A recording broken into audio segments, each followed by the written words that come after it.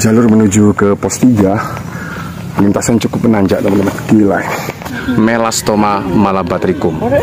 Habitat senggani cukup luas ya, yang bisa dijumpai di berbagai tipe lahan, baik basah maupun kering. Sebenarnya banyak lagi sih manfaat untuk kesehatan ya. Ini lintasannya cukup menanjak sih sebenarnya ya. Wah, kuat sekali. Bagaimana tanjakannya? Sangat menanjak. Mantap ya.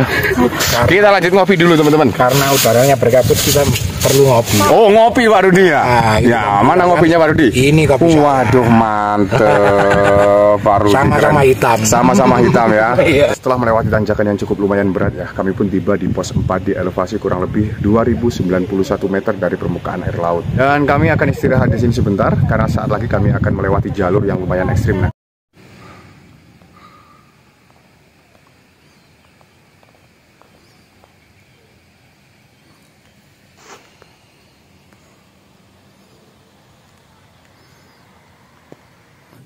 Ini kami mulai melanjutkan perjalanan menuju ke puncak ya.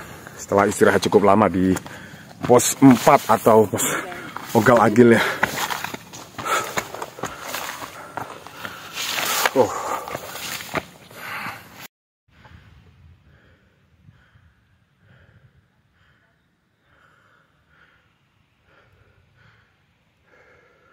Teman-teman, sampai di sini ya. Kami harus melalui jalur seperti ini. Bisa dilihat ini.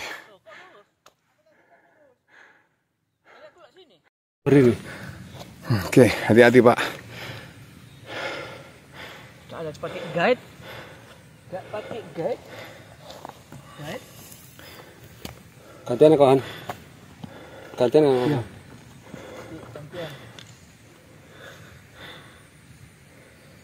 Oke, jalurnya juga cukup mengerikan ya.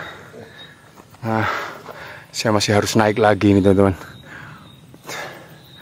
Kabutnya mulai naik ini. Kabutnya mulai naik. Iya.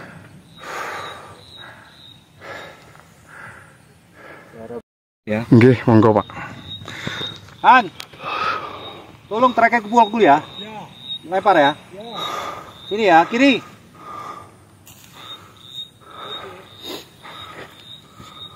Yuk, kita lanjut dulu. Nggih Pak, belum nggih wedi nih Pak. Kita akan lanjut lagi menuju ke puncak teman-teman. Tuh, jurang. Dan di sebelah kiri juga jurang. Oke.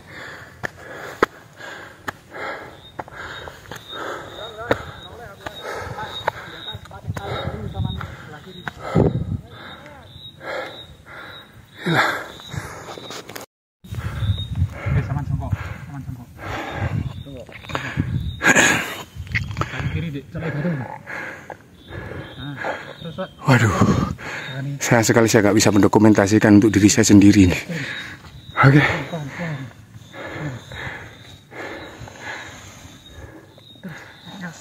Oke. Ini proses turun teman, sulitnya minta ampun.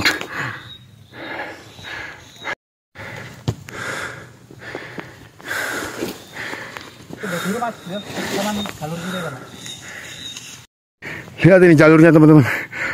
Wah, jalurnya benar-benar terjal. Aduh. Dan berada di antara jurang yang cukup dalam ya. Mengerikan juga sih sebenarnya. Sungguh ngeri nih. Tapi lumayan ya.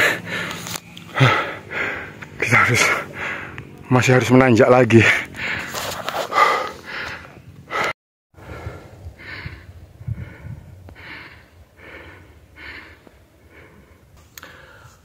Aduh, setelah memanjat jalur yang cukup terjal dan menguji adrenalin, saya pun tiba di pos 5 di elevasi 2284 meter dari permukaan air laut. Area di pos ini cukup luas ya, hanya saja kondisi tanah di sini miring, jadi sulit untuk atau kurang nyaman ya untuk membangun tenda ya. Pos 5 dikelilingi oleh banyak pohon pinus teman-teman dan juga semak belukar. Jadi sebenarnya kalau pagi sih enak teduh, tapi kalau siang kayaknya panas ya, karena memang matahari tidak terhalang oleh pinus-pinus ya. Dan dari pos 5 menuju ke puncak ini masih jauh, sekitar 1 jaman teman-teman. Jadi saya harus menyicil langkah ini teman-teman ya. Ini saya akan lanjut lagi teman-teman. Jadi saya nggak perlu banyak istirahat di pos 5 karena saya juga harus mengejar waktu teman-teman. Oke, lanjut.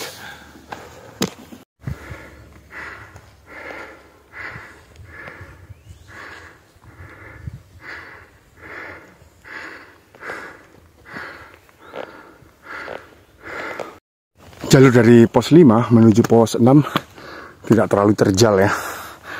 Tapi yang nanjak sih. Tapi aman lah ya, karena kita sudah tidak berada di antara jurang teman-teman.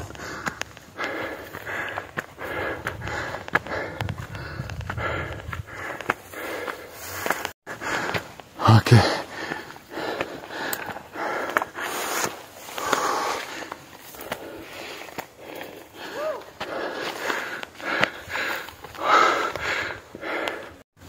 Di tengah-tengah antara pos 5 dan pos 6 ya, ada persimpangan di mana yang kanan itu menuju ke arah Bendosari dan yang kiri via Sumantoro teman-teman. Jadi jangan sampai keliru ketika pulang. Tuh si persimpangan.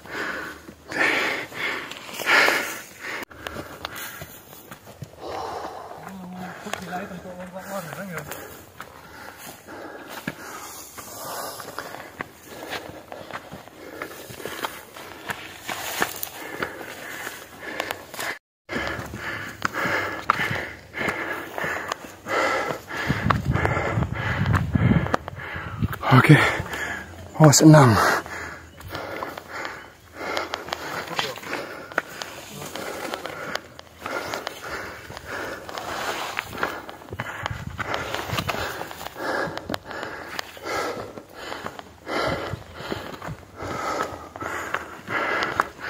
Setelah beberapa menit berjalan agak cepat ya, saya pun tiba di pos 6 yang berada di elevasi kurang lebih 2384 meter dari permukaan air laut. Dan di sini tempatnya cukup terbuka dan hanya cukup untuk mendirikan kurang lebih 3 tenda saja teman-teman.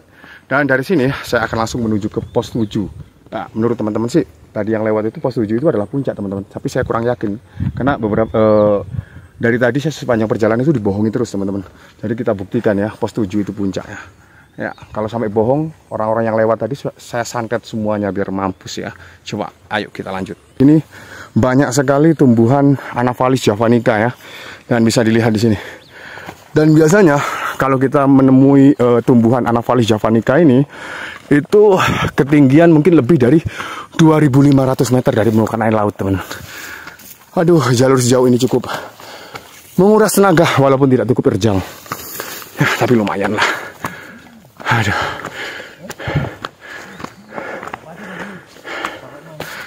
Saya menemukan penyintas yang mukanya tadi situ kusut banget teman-teman. Ya. Lihat nih. Ya. 10 menit dari pos 6 jalur nanjak lagi teman-teman. Tapi nggak sebiadab tadi ya, jalurnya sih cukup aman lah untuk dijejaki ya. Waduh. Kalau tadi itu jalurnya bener-bener biadab teman-teman, tapi kali ini sih lumayan lah, masih bisa di atas sih. Aduh, saya sudah nggak kuat lagi teman-teman. Siap. Jalannya lumayan sulit teman-teman. Oke, mantep.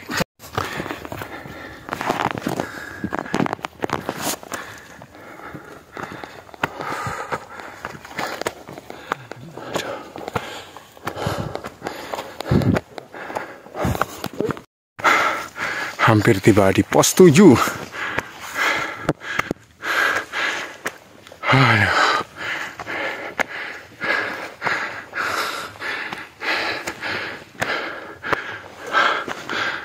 Oke, teman-teman. Ini dia pos 7.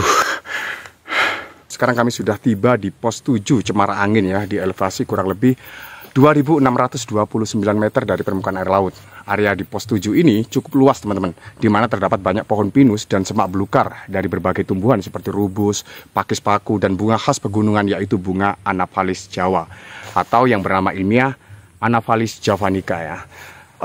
Saya tidak akan berhenti cukup lama di sini.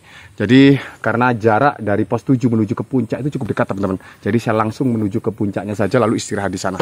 Oke, kita langsung lanjut. Menuju ke puncak. Ya.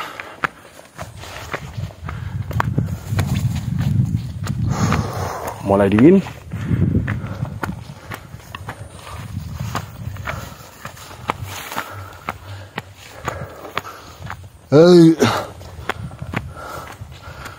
Jalur mulai datar ya, dan terkesan menurun. Tapi sebentar lagi naik lagi teman-teman.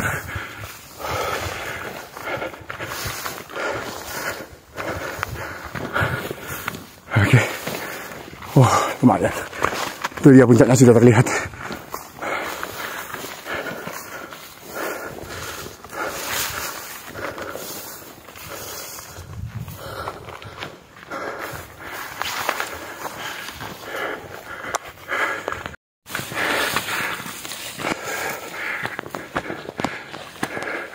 Oke.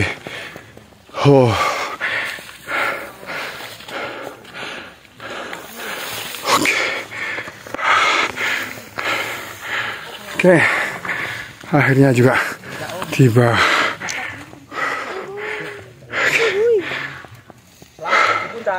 Selamat di puncak.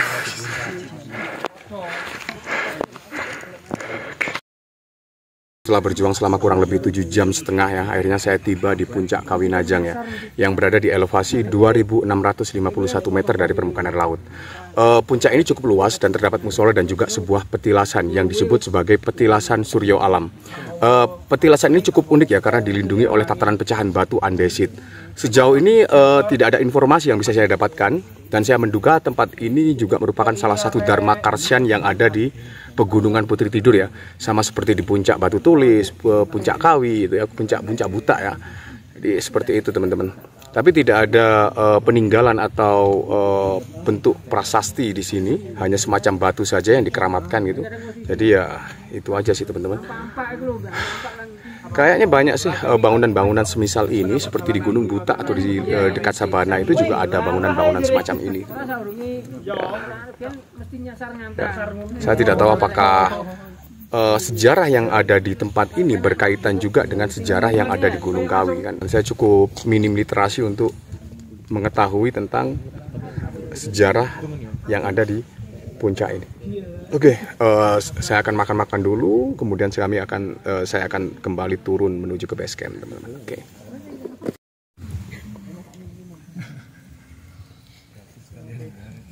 Iya mas, boleh gue kawan suket mas. Resap oke.